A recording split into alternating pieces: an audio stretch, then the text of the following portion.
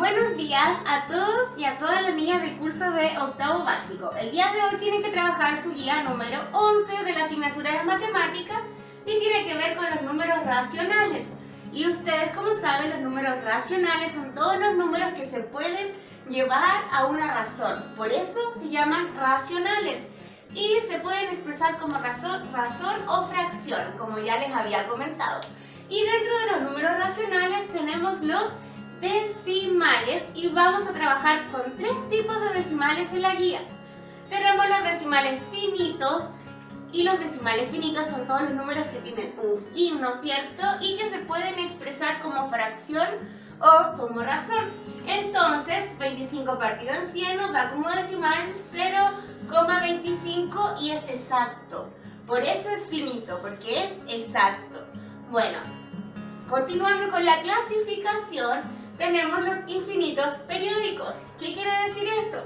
Son los números que no tienen un fin, por eso son infinitos, no son exactos y se repite un periodo constantemente. Y van a ser infinitos periódicos cuando el periodo venga justo después de la coma. ¿Ven? Como 0,3333, el periodo viene justo después de la coma, o sea, justo después de la coma se empieza a repetir este número.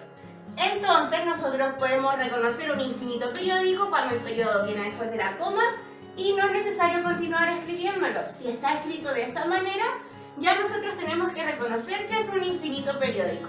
¿Y cuáles son los infinitos semiperiódicos? Son los que cuentan de dos partes, el anteperiodo y el periodo. Es decir, el periodo viene no como acá, que viene el periodo justo después de la coma, sino que viene un número antes, que es el anteperiodo,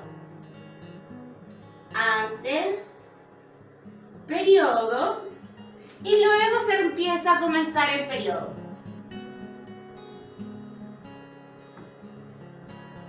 Y ahora vamos a ver cómo podemos transformar los decimales a fracción. Bueno, vamos a ver cómo transformar un decimal finito, o sea, que tiene final, a fracción, y es muy simple.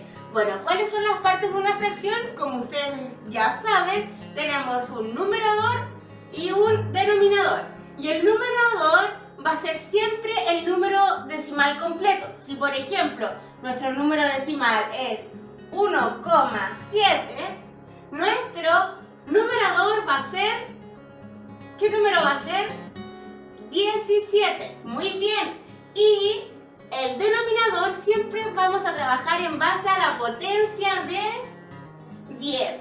Entonces vamos a agregar el número de cifras correspondientes a las cifras que tiene nuestro numerador. Como en este caso nuestro numerador tiene dos cifras, nuestra potencia va a tener dos cifras y como siempre va a ser la potencia de 10, nuestro denominador va a ser 10. Veamos otro ejemplo. Vamos a ver.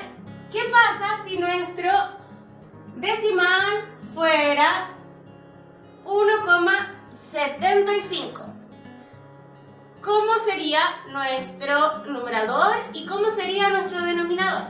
Bueno, nuestro numerador sería 175, ¿no es cierto? ¿Y cómo sería nuestro denominador si estamos trabajando en base a la potencia de 10 y tenemos que poner tantos ceros como las cifras de nuestro numerador? Sería nuestro denominador 100. Y así de sencillo transformamos un número decimal finito a fracción.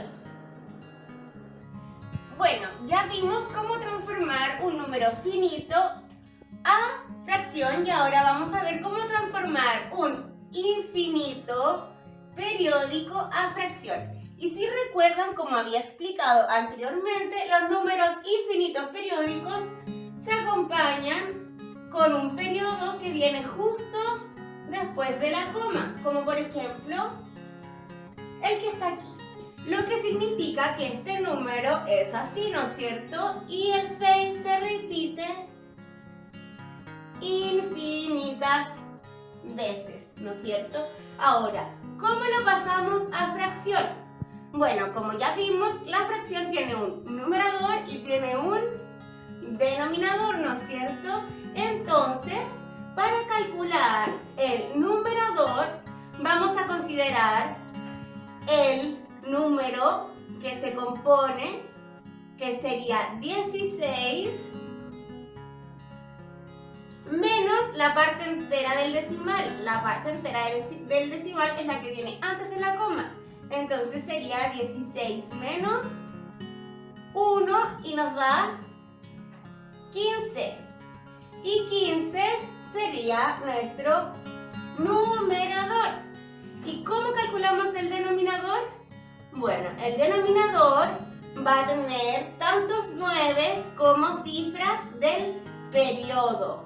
¿Cuántas cifras tiene nuestro periodo?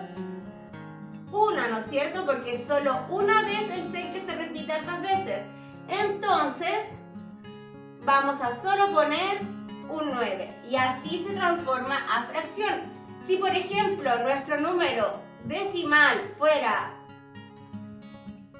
65 y tomara este periodo, tendríamos que poner 2 9 y el numerador sería, si tenemos 65, sería 65 menos 1, entonces nuestro numerador sería 64. Y de esta manera transformamos un número infinito periódico a fracción. Bueno, ahora vamos a ver cómo transformar un infinito semiperiódico a fracción. ¿Recuerdan cuáles eran los números semiperiódicos? Eran los números que se componían de dos partes. Por ejemplo, 0,23. ¿Cuál sería el anteperiodo?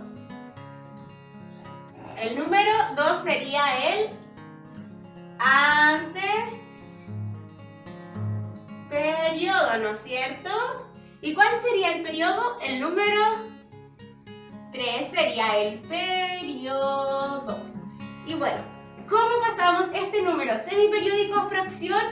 Acordámonos que la fracción tiene dos partes, tiene un numerador y un denominador.